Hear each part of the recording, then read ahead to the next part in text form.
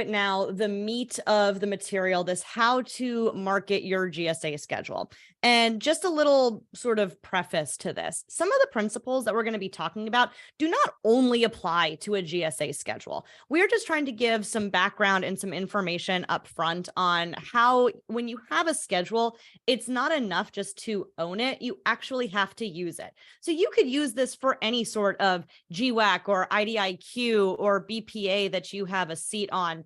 It's really just trying to implement what you hold into your existing sales mechanisms.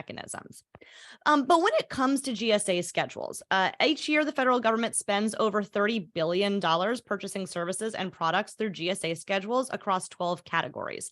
The GSA schedule is also known as a federal supply schedule or multiple award schedule. We've done previous presentations that are also included in our membership platform, where we did a whole breakout of different BICs, schedules, GWACs, and showing you sort of like, if it's this, then it's also that. And we did a geometric equation. It was bonkers. But what it comes down to is, yes, some of these terms are conflated incorrectly, and some of them are conflated correctly too. So a GSA schedule is also a federal supply schedule and a multiple award schedule. It's equivalent to holding a best-in-class GWAC or an effective IDIQ, but the government loves these GSA schedules. So much so that for a while there, when you would Google how to do business with the federal government and GSA's website would come up, it would say that there's multiple steps to do business with the federal government. One, register on SAM.gov, and step 2, get a GSA schedule, which is a little confusing because you don't need a GSA schedule to do business with the government, but that's how important GSA put it up there, obviously it being their schedules. But it gives you access to a more exclusive marketplace, and it provides company validation. So we have small businesses all the time. Do I need to get on a schedule? It really depends. People say, well, it's less competition. And yes, of course it is less competition based on what SINs you're under, which schedules you hold. But when we say less competition, it's not like it's you and 5 or 10 other people, still thousands. So just something to consider when you have, or you're trying to determine whether or not you want to get on a GSA schedule. There's a couple considerations that we want you to make. But for today, what we're going to be talking about is 4 ways to make your GSA schedule work more effectively for your business. So the first one is getting into the right selling frame of mind, because we have to sell this thing that you hold. The second is to understand your value proposition. And the third is to create and execute a targeted marketing campaign, and then actually translating that into like what you gathered through a more effective means to leverage your business development efforts. So GSA schedules are the most streamlined federal procurement process out there, and it allows the government to find you and buy fast. It's this whole idea of being pre-vetted, pre-validated, and that's on a couple of things. In short, it demonstrates that you are FAR Subpart 9.1 compliant, which means you're a responsible contractor. It means that you have adequate financial resources to perform work anticipated by the schedule. You have a satisfactory performance record, and you have the processes, procedures, and resources to do the work. You can go down into, you have pre-approved rates. That it's just this idea of there's a little less legwork for the government to work with you, a little less red tape if you are already pre-approved through the schedule. So that is certainly a large benefit to that. And Lisa, if I could add in there too, it's also a way that it mitigates risk, which is the biggest thing that federal buyers look for, right? Holding a GSA schedule and buying from a vendor that has that mitigates risk for that federal buyer, which makes their job a lot easier and eases their mind. Absolutely. So when you are in any case getting into the selling frame of mind, the first thing that you need to do is identify who in the government uses your GSA schedule. And this can be the same without GSA schedules of just determining who your buyer is, who is buying what you sell, whether it be the product or service. But the same thing goes for using your GSA schedule, because not all agencies leverage these schedules the same way. So you really want to do some preliminary research on who is continuously buying, who is a repeat purchaser under those schedules, not a one and done, but also who has just historically done it in the past, who has recently put out market research through those schedules. That's a really good indicator. If somebody's putting out market research or RFIs to the schedule, it means that they likely would like to leverage it. And then who is buying under what SIN. Now, it doesn't have to be when you have your GSA schedule that you only identify people who have used that. There are ways in your selling and your business development mechanisms where you can push some of your either current clients or potential future clients to leveraging those schedules by talking about different acquisition strategies that they could use that would decrease risk and increase ease of accessing those products or services. But that being said, we're all about leveraging relationships, especially now, especially in the saturated market that we are a part of, and especially in the quarter that we are in, moving into the fourth quarter later this summer. So looking for allies and forming relationships also with additional schedule holders, seeing who's out there. When you're looking at competimates for teaming opportunities, not just who's out there in the competitive landscape, but also who could I partner with. So looking at other schedule holders and saying, hey, we can come together and go after these sort of opportunities. You can talk to these people that are on the schedules and find out how they've been successful. That's just getting together, networking, and knowledge sharing. And then you can leverage your joint capabilities or your individual capabilities to help solve problems. Yeah, and something, Lisa, I want to point out there while talking and forming relationships, right? When we say on schedules is also under the unique SINs, right? Under the schedule. So you may have certain ones and someone else may be also on that schedule, but under different SINs as well, which means that there might be crossover and opportunities that you're not seeing and vice versa. So it's always good to have those conversations and see where your competimates or vendors that you're really unique to, or maybe that you're probably closely aligned with, seeing what SINs they have to ensure that you're also there, because there may be opportunities that you're missing. You know, let's talk about that because we didn't actually contextualize this as well as we could have in the beginning, which is when you get access to a schedule, you are going to have different SINs, or what we're referring to as SINs, or what is it, special item numbers. Is what they're called. And that even further truncates the types of opportunities that you are able to see and bid on in GSA eBuy. So eBuy.gov is one of those really interesting websites that actually there's been a lot of legal battle towards to help increase transparency in federal opportunities and spending. Because if you do not have a specific GSA schedule, and not only that, those specific SINs, and you cannot see the opportunities as they're being released, which means that we as federal contractors and things like Congress is missing a lot of data on what is actually being put out. Now, the other thing about GSA schedules and GSA eBuy is actually, unless you've bid on an opportunity, once that opportunity comes and goes, it is not archived for you on your eBuy account. So that's a soapbox that we have. But that's why also identifying upfront what SINs you're going to go after for your GSA schedules are really important. And it's also, you shouldn't limit yourself, right? We've talked to clients before where they're like, well, these are the ones that we really think are targeted to us. And we say, yes, but as we know, with any sort of numeric identifier in the federal space, it can be subjective. So it's best not to limit your worldview in those two. So that's soapbox done, but just a little more context there.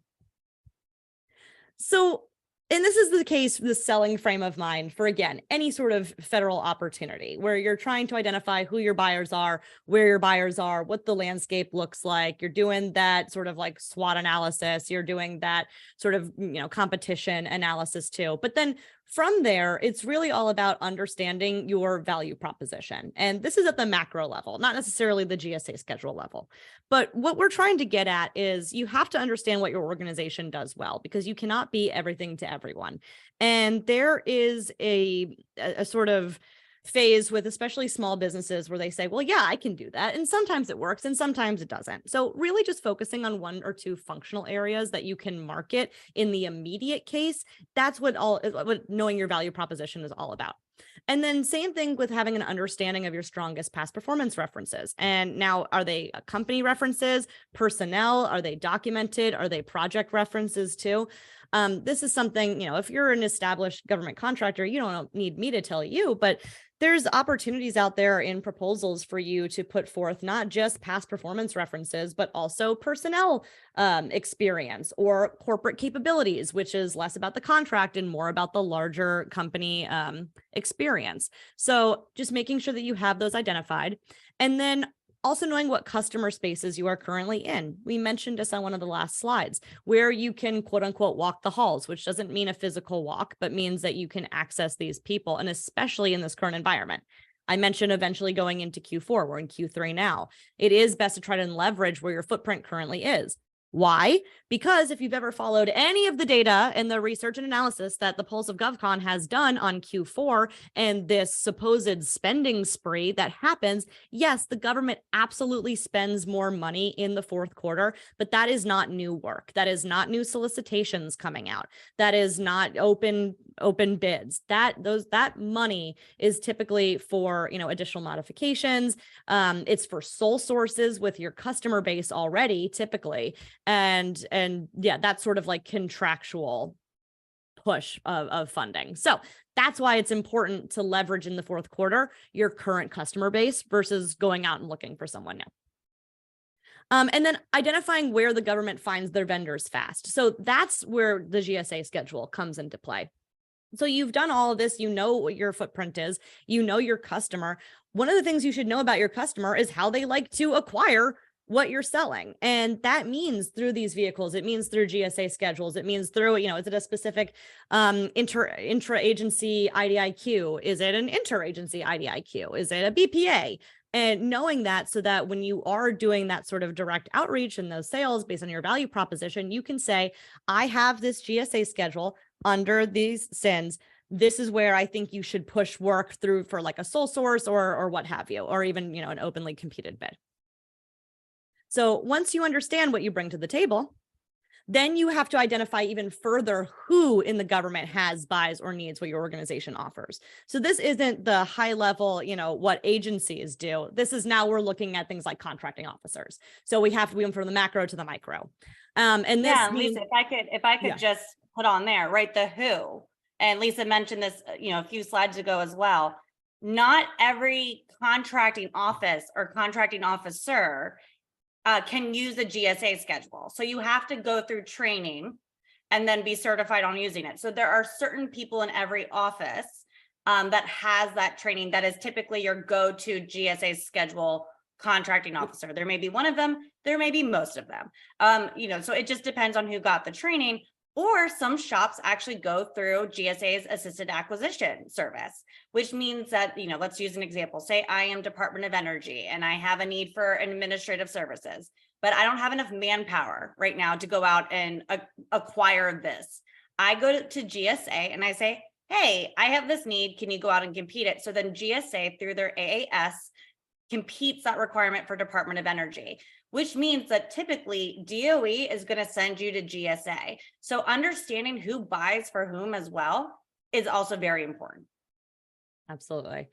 We talk about things like funding offices too, and buying offices, and how, you might think that this is your client, but it's not. It's actually getting bypassed through, especially GSA. We were actually just having this conversation via text with Haley, because our research analyst, she writes all of our federal agency spotlights. And one of the ones that we did was actually on GSA. So if you want to know more about how GSA procures, please check out our website and our articles, because there's a really great explanation there and how other agencies leverage GSA. So it is a very interesting and unique relationship.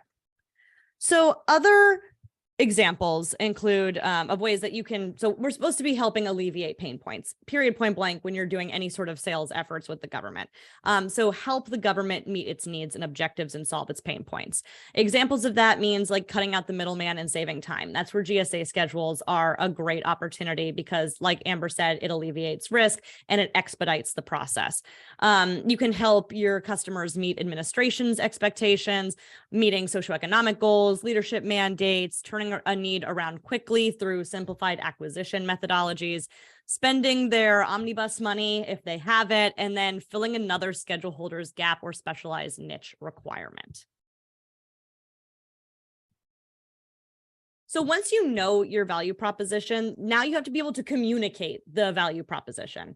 And so this is about having your hard-hitting one-pager so that everyone understands your value and what it is that you have to offer. This should be a couple of sentences on why you are the best contractor to meet these needs. But then, as we've all seen one-pagers, we've all seen slick sheets, we've all seen capability sheets. They're not exactly the most beautiful piece of documentation in federal contracting, but they are necessary. Now, when we talk about also building this, please keep in mind that we're not saying, great, once you have this capability sheet, you just push it off and send it into the atmosphere. That's not what we're saying, but it's still something that you need to have.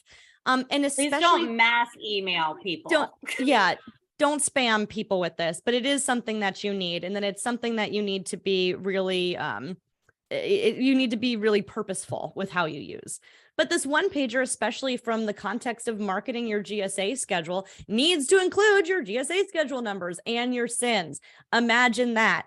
It should have every, IDIQ, BPA put on there, especially when you are marketing to the federal government, and say, these are what you have access to. And a lot of times contractors have this on their websites, but they don't have it on their capability sheet, which you are using. Or they don't have their contract numbers, right? To be found. It's crazy. I know it's not pretty. I know it's not marketing. And that's funny too, because we're always talking and we're at odds with marketing because direct selling and marketing have very different principles, like when it comes to federal sales, but the end goal at government contractors is always to sell to the government. We all have the same goal in mind, but we have very different approaches.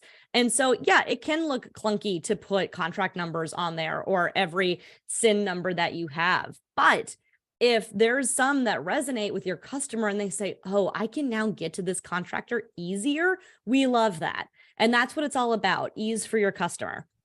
Other information too, like the UEI, cage code, you can do your SAM.gov link, you can hyperlink to that, to your profile, socioeconomic status, including certification numbers, so a summary of your past performance on that schedule, if it's specifically for the schedule. I don't need to see full past performance write-ups there, but you can give us the contract number, and a sentence about what the scope of work was. And then, of course, a point or points of contact. And then, say in the similar vein, having your GSA schedule numbers and SINs on business cards, website, email signatures, etc. I've seen things like NAICS codes on a business card. And again, it can get a little overwhelming, but there are really creative ways nowadays that you are able to present the information. We've seen them on conferences all the time.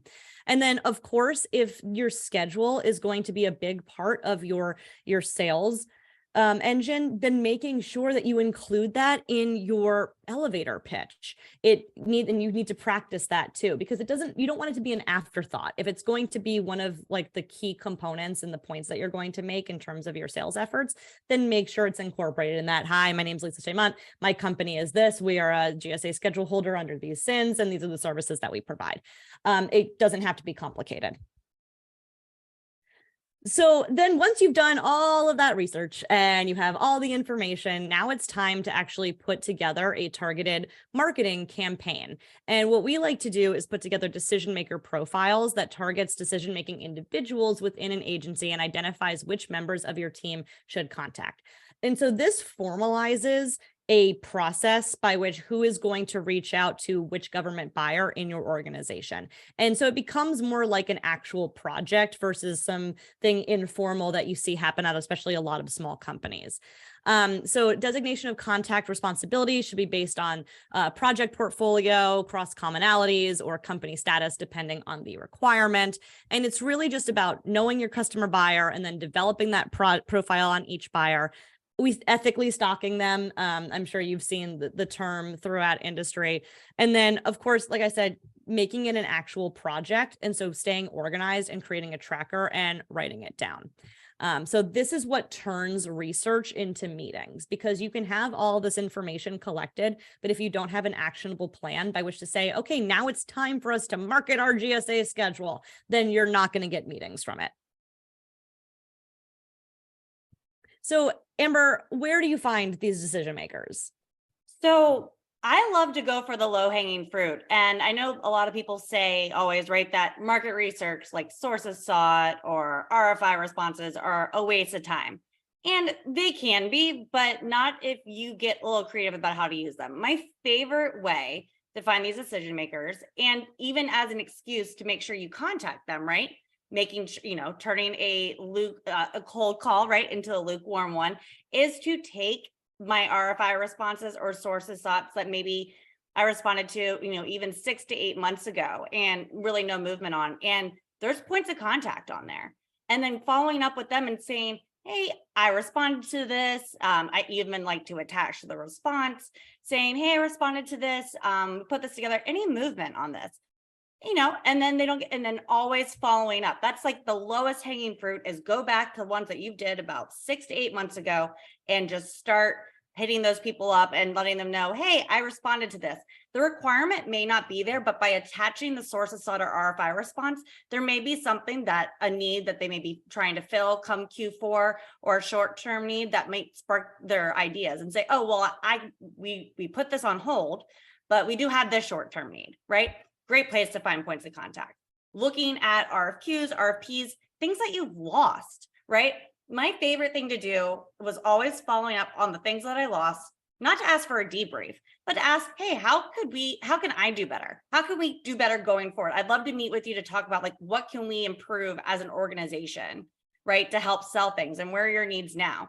It's not requesting a debrief, and by approaching them being like, hey, I'm not here to like attack you, I just want to learn and get better. A lot of them are open to this, because at the end of the day, what we have to remember is these decision makers are also humans, right? So they don't want to sit there and sell and have them tell you what they want to buy from you, right? They want to be able to have a conversation, and by out of those conversations, you get kind of those needs.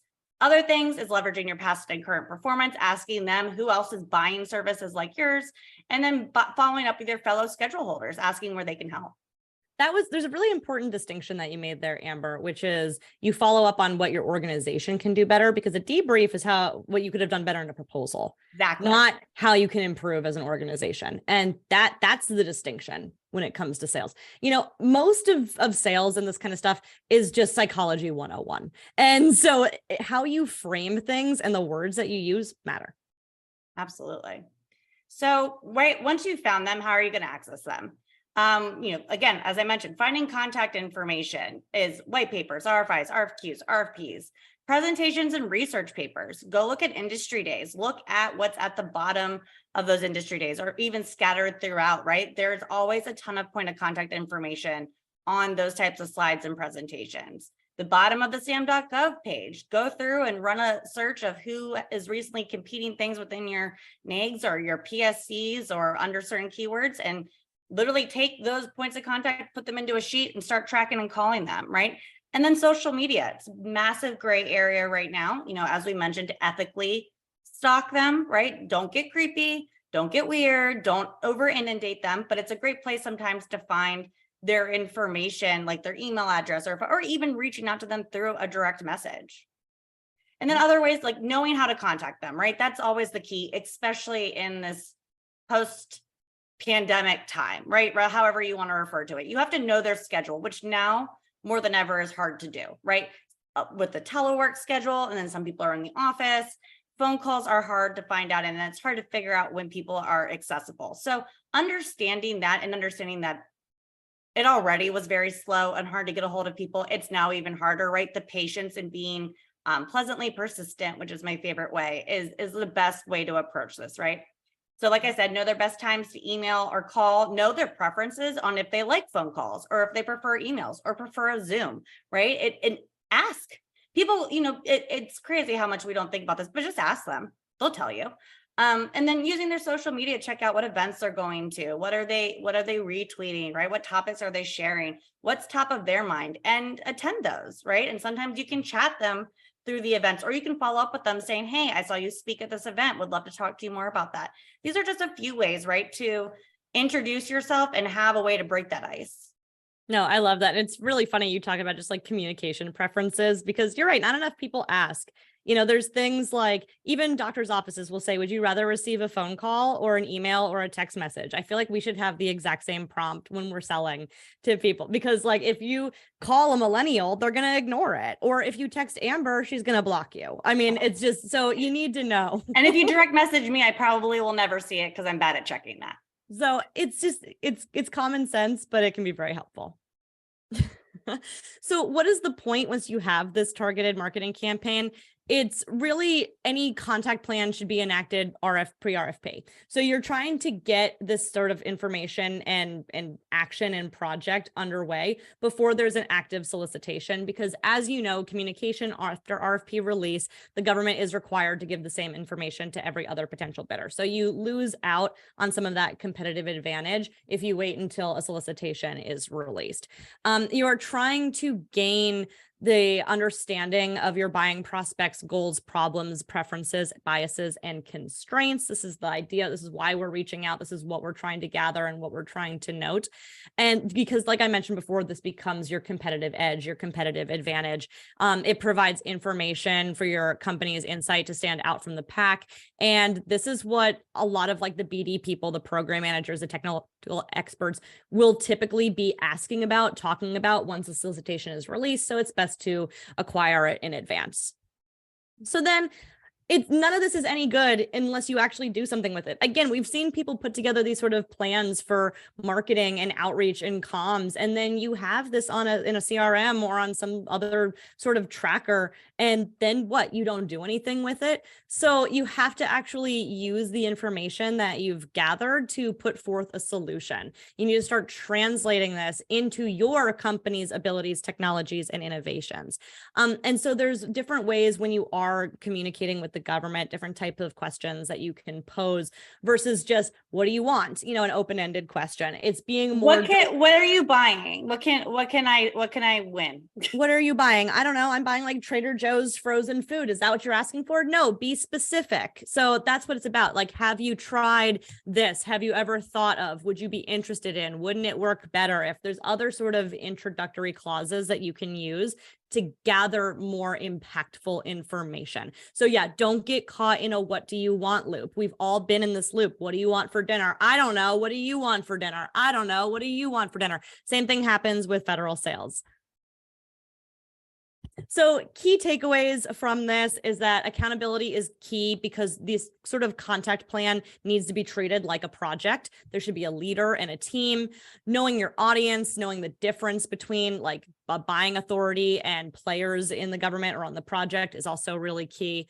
Stop talking about you when you're selling. Ask questions and listen so that you can pose those questions and then gather the response.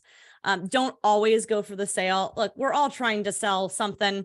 Then somebody's always trying to sell you something, just period, point blank, but make sure that you're not overtly doing so. Test drive your market or your value proposition and make sure that everyone in your organization is using the same one, because that can also be very frustrating. If you have like a vision, if you have a mission statement too, make sure that it has been socialized through anybody that is going to sell on behalf of your organization. Document results. If you have a meeting, if you have emails, put them someplace. What good does it do if you have one person that has a variety of threads with a government customer and nobody else can access it? What if that person moves?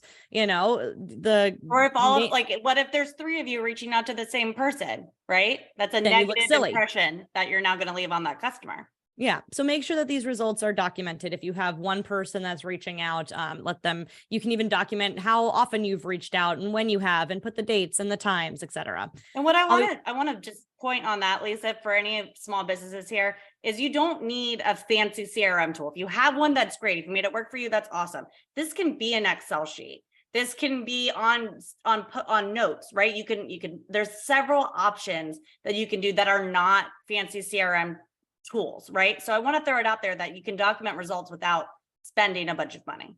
Right. Always pushing for FaceTime if you can get it, if you can get the in-person meeting. Just again, we talk about psychology. If you know somebody in person, you're going to remember them more than in this virtual space. And then most importantly, especially when it comes to things like GSA schedules, is you have to be prepared to respond when these solicitations get released, because the turnarounds are typically quick, especially on GSA eBuy. You get a lot of these like 2-week turn task orders. And so if you don't have a task order response cell by which when you get on a GSA schedule or on a vehicle or on a GWAC or what have you, and you can't respond to task orders, then you're not doing anything with the schedule or the vehicle or the mass or the FSS that you've worked so hard to get. And they become participation trophies that cool you have, but they're collecting dust on the shelf in your childhood home. And it just looks bad, right? If you're out there being like, we can do this, sell us this, and then they put out an RFP and you don't respond. And you have to respond through GSA schedules. GSA schedules are a use it or lose it kind of thing too. So, and I know that there's different compliance rules, and it's been a while since we've worked internally at a company that had a GSA schedule, but we've worked with clients that have said, it's been like 6 months, a year, I can't remember what the timeline is, and we haven't responded. And now we're getting dinged that says like, if we don't respond to a task order under this GSA schedule, we're going to lose it.